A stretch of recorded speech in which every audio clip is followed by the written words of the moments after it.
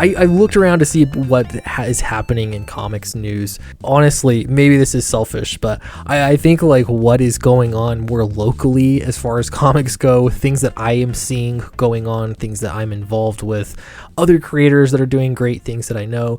Honestly, I think that's more exciting. I'm not saying this as a bad thing that, comics are just so boring that now, this is what's exciting. The reason I say that is because I think it's easy to overlook what exactly exists right now with indie comics and crowdfunding comics.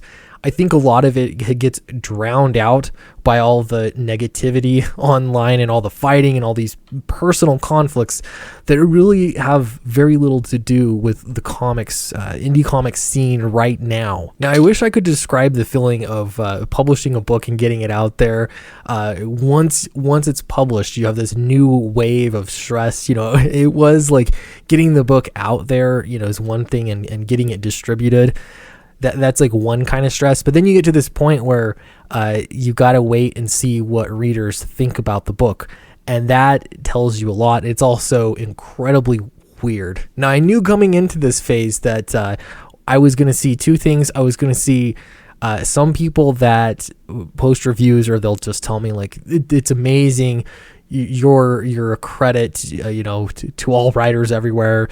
You're brilliant. You're genius. And that's probably motivated by a lot of different things, but it's not really the truth. And so I've got to, kind of take that with a grain of salt. On the other hand, there are going to be a lot of people, believe it or not, that do not like me. And I'm going to hear things along the lines of the opposite end of the spectrum, or, it won't have anything to actually do with the book. Cause you generally, if you hate me, you didn't ever back the book at all. So you're going to find other things like, the thank you, the thank you sections that I wrote at the beginning, or, whatever, the print quality, when things were shipped out.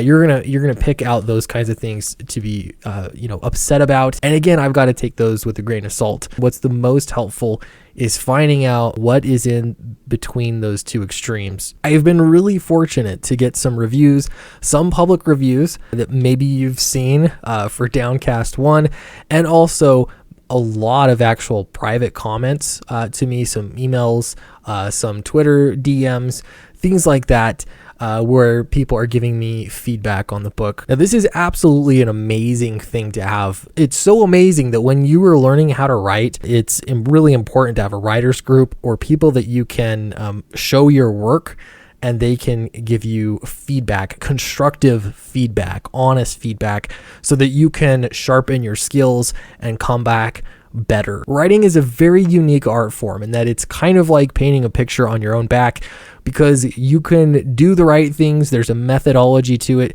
You can read over it. You can put it away for months or even years and come back to it later with, the things that you've learned during that time, and readdress it and correct things. But ultimately, you have to have feedback from somebody else in order to see what's going on with this, painting that you're doing on your back. It's also really unique in that storytelling is so embedded in human culture, and I think really culture anywhere in the entire world, that everybody has some kind of fundamental understanding with how stories ought to go, how you ought to feel when you read through a story, and where payoff moments come, and all sorts of other things that you might go through because your experience in reading or watching movies are all sorts of ways to digest storytelling. It's just so abundant. It's really, really easy to understand what you like and what you don't like. Now, something important to crowdfunding is that it really helps if you have actually a meta story.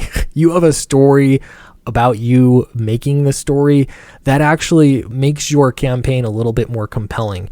And so for me, it's not like you're making up the story or anything like that, but you're just telling people where you're coming from and where you're at. My story was that I've done some writing. I want to be a writer. I love comics, and I want a chance. I want a shot at doing it. And lo and behold, all of the backers that gave my book a chance gave me a chance as well in order to make a book and try my hand at comics. And it was such a cool experience. I'm still just so excited about it, just seeing my book in front of me in print. It's amazing. Now, if that is all that it took, if that's everything that it took in order to make great comics and compete with the mainstream, then there would probably be a lot of really successful comic books out there.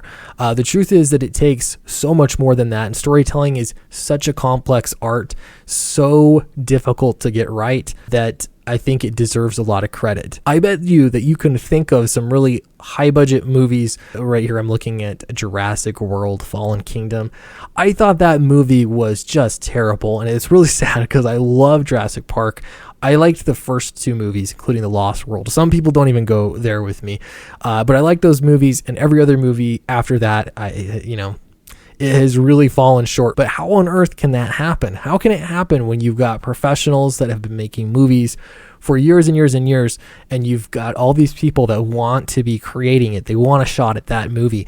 How is it that they can make a flop? And this happens all the time. Even if you liked Jurassic World, you can think of another one where there's just a massive flop. Last Jedi, that's another one. Terrible movie. Well, there can be a lot of things that go wrong. A lot of things. And one of those I think often that comes up is that people don't care so much about the content. It becomes about everything else other than making the story and the craft of storytelling. Now, I am sure that I've read some stories out there that people put a lot of love into and still have not been to my liking. In fact, I can go at, any random day. There's random new releases that are coming up on the 18th from Marvel Comics, New Comic Book Day. I could look through a whole bunch of these. And, it looks like there's some reprints here. There's some old ones. That's pretty great. Stan Lee and Jack Kirby. I might enjoy those. There's a reason why they're reprinting those. But I could also go and probably find some books that just don't stand out. There's a lot of other things that I might like about it. Some things I don't like about it. But ultimately, I think it's up to the writer to keep selling a story, and that's what gives it lasting power. Now, artists are really, really important, and they cannot be understated how important art is, but storytelling is also important, is what I'm saying. Now, I've been working on the next script for Downcast. It's finished, but not really. I don't know. It's kind of at the point where it's like, is it ever really finished? You keep going back and trying to correct things and make it better, and learn from the things that you hear and try to hone your skills. And so I got thinking a little bit about, this is my second campaign. I can't really say I'm breaking into comics, because I've done the one, right? That was the story. So what's the story for the next go around? Well, it has a lot more to do with breaking into comics than I think I initially thought about. Now, it's interesting because usually, or historically, when people were getting into comics, you start comics and you start on very low profile books. You might have very few readers with their eyes on you. Not only that, but you have a number of issues that you're working through.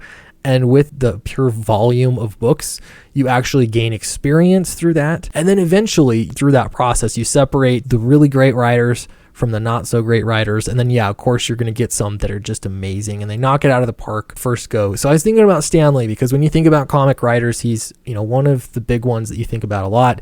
I know that you've probably heard this story before. To me, it is interesting as I'm kind of thinking about what's the story for this next phase in comic creation. All right. So in Stan Lee's own words, he says, "After about 20 years on the job, I said to my wife, I don't think I'm getting anywhere. I think I'd like to quit.